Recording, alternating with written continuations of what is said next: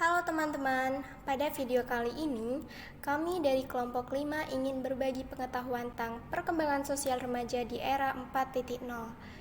Seperti apa sih remaja di era 4.0 ini? Beli semangka, beli kedongdong, mari kita simak dong. Remaja, apa sih yang kalian pikirkan setelah mendengar kata remaja? Remaja merupakan waktu manusia pada umur 12-19 tahun. Tahapan remaja ada 3, yaitu yang pertama, remaja awal atau early adolescent pada usia 11-13 tahun. Yang kedua, ada remaja madya atau middle adolescent pada usia 14-16 tahun. Dan yang terakhir, ada remaja akhir late adolescent pada usia 17-19 tahun. Kemudian, di masa remaja, manusia mengalami masa pubertas. Di masa pubertas ini, masa berkembangnya sel-sel reproduksi. Biasanya, kalau perempuan ditandai dengan menstruasi dan laki-laki ditandai dengan saat mengalami mimpi basah. Masa remaja juga disebut sebagai masa transisi.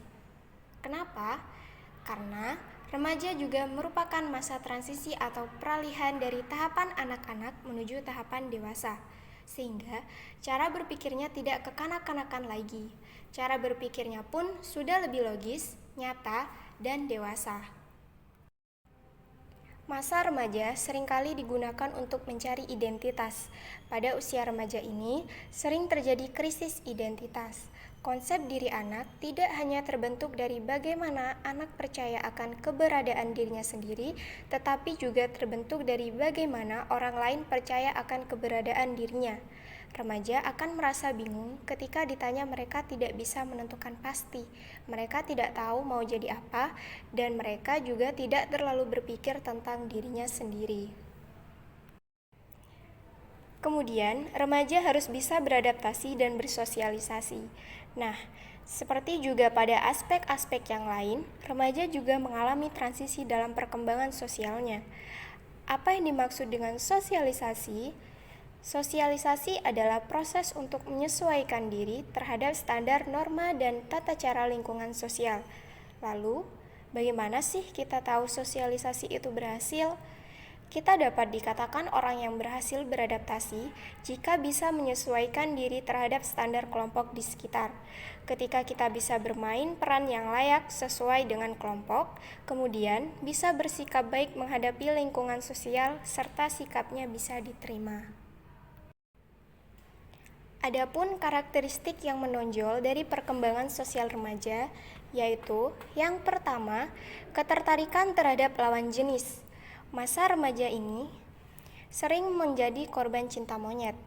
Remaja sering jatuh cinta, namun kecintaan itu terjadi begitu cepat dan cepat pula berakhir. Yang kedua, kemandirian bertingkah laku sosial. Artinya, remaja memilih dan menentukan sendiri dengan siapa dia akan berteman. Mereka tidak ingin orang lain turut campur termasuk orang tuanya dalam menentukan hubungan sosial mereka, khususnya dengan teman sebaya. Hal ini juga yang sering menyebabkan pertentangan dengan orang tua. Oleh karena itu, diperlakukan penanaman norma moral pada remaja, kontrol emosi, dan berpikir bijak dalam menghadapi permasalahan. Yang ketiga, remaja suka berkelompok. Mereka akan membuat circle, squad, kelompok, organisasi, ataupun geng. Tujuannya untuk tempat perluapan atau penampungan masalah sebagai cerita. Lalu apa sih faktor yang berpengaruh dalam perkembangan sosial remaja? Yang pertama ada keluarga. Keluarga merupakan lingkungan pertama yang memberikan pengaruh terhadap berbagai aspek perkembangan anak, termasuk perkembangan sosialnya. Proses pendidikan yang bertujuan mengembangkan kepribadian anak lebih banyak ditentukan oleh keluarga. Pola pergaulan dan bagaimana norma dalam menempatkan diri terhadap lingkungan yang lebih luas ditetapkan dan diarahkan oleh keluarga. Yang kedua, kematangan.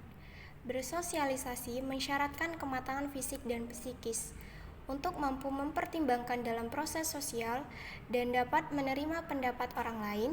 Mentalitas melibatkan intelektual dan emosional. Di samping itu, kemampuan berbahasa ikut pula menentukan. Dengan demikian, mampu bersosialisasi dengan baik yang diperlukan kematangan fisik sehingga setiap orang fisiknya telah mampu menjalankan fungsinya dengan baik. Keempat, pendidikan. Pendidikan merupakan proses sosialisasi anak yang terarah. Penanaman norma perilaku yang benar secara sengaja diberikan kepada peserta didik yang belajar di kelembagaan pendidikan. Kepada peserta didik bukan saja dikenalkan pada norma-norma lingkungan dekat, tetapi dikenalkan pada norma kehidupan bangsa nasional dan norma kehidupan antar bangsa. Keempat, pendidikan. Pendidikan merupakan proses sosialisasi anak yang terarah. Penanaman norma perilaku yang benar secara sengaja diberikan kepada peserta didik yang belajar di kelembagaan pendidikan. Kepada peserta didik bukan saja dikenalkan pada norma-norma lingkungan dekat, tetapi dikenalkan pada norma kehidupan bangsa nasional dan norma kehidupan antar bangsa. Kelima, mental, emosi, dan intelijensi. Kemampuan berpikir banyak mempengaruhi kemampuan belajar, memecahkan masalah, dan berbahasa. Anak yang berkemampuan intelektual tinggi akan berkemampuan berbahasa secara baik. Oleh karena itu, kemampuan intelektual tinggi, kemampuan berbahasa yang baik, dan pengendalian emosional secara seimbang sangat menjadi penentu keberhasilan dalam perkembangan remaja sosial. Sikap saling pengertian dan kemampuan memahami orang lain merupakan modal utama dalam kehidupan sosial, dan dalam hal ini akan mudah dijangkau oleh remaja yang berkemampuan tinggi intelektual. Kemudian, apa sih dampak perkembangan sosial pada remaja? Yang pertama, adanya persaingan. Persaingan di kalangan anak remaja yang lebih banyak menyebabkan pertengkaran.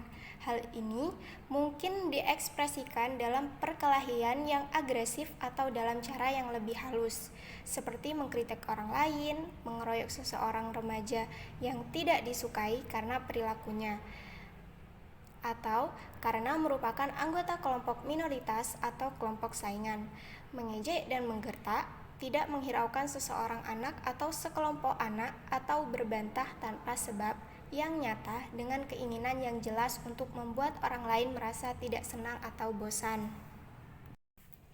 Kedua, sikap sportif. Sikap sportif adalah kemampuan bekerja sama dengan orang lain sampai pada level menekan kepribadian individu dan mengutamakan semangat kelompok. Dari rusak suatu geng, anak dengan cepat belajar bahwa mereka harus bermain sesuai dengan aturan permainan. Setiap pelanggaran terhadap hal ini, seperti bermain beruang, merupakan rahasia, bohong, atau menggunakan cara licik, tidak akan ditolerir.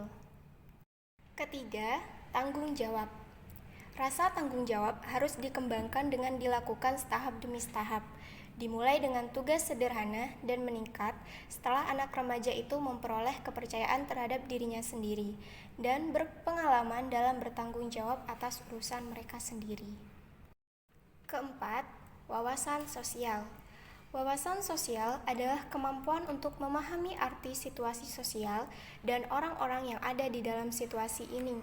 Hal ini bergantung pada empati, yaitu kemampuan untuk menempatkan diri sendiri dalam keadaan psikologis orang lain dan untuk melihat situasi dari sudut pandang orang lain. Wawasan sosial biasanya meningkat seiring dengan meningkatnya umur. Kelima, diskriminasi sosial. Diskriminasi sosial berarti kecenderungan untuk melakukan perbedaan di antara orang-orang dan tanda atau isyarat tertentu. Pembedaan ini biasanya disertai dengan kecenderungan untuk perlakukan mereka dengan cara yang berbeda dari orang lain. Misalnya, anak remaja yang menjadi anggota geng menganggap bahwa status mereka lebih tinggi dibandingkan dengan anak-anak remaja yang tidak menjadi anggota geng.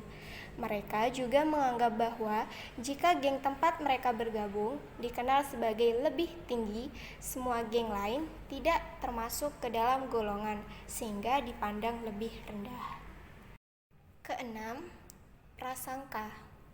Prasangka yaitu kecenderungan untuk menggolongkan semua hal yang menjadi milik kelompok lain lebih rendah, apakah itu kelompok sosial, keagamaan, ras, atau jenis kelembutan dan perlakuan mereka sesuai dengan kelebih rendahan itu. Kemudian, apa sih permasalahan pada remaja 4.0 ini? Di era 4.0 atau sering disebut masa revolusi industri, para remaja sering menggunakan gadget sehingga melupakan kehidupan sekitar. Remaja di era ini lebih cepat menyukai sesuatu yang mudah, cepat, dan juga viral. Hal ini merupakan sesuatu yang buruk sebab dapat menumbuhkan rasa malas dan juga perilaku konsumtif bagi para remaja. Jadi, remaja yang notabene sebagai agent of change hendaknya harus berkembang lebih baik lagi. Jangan sampai karena perkembangan teknologi menjadikan remaja yang antisosial. Tali asih yang menonton. Terima kasih telah menonton. Semoga tayangan ini dapat bermanfaat bagi kalian semua.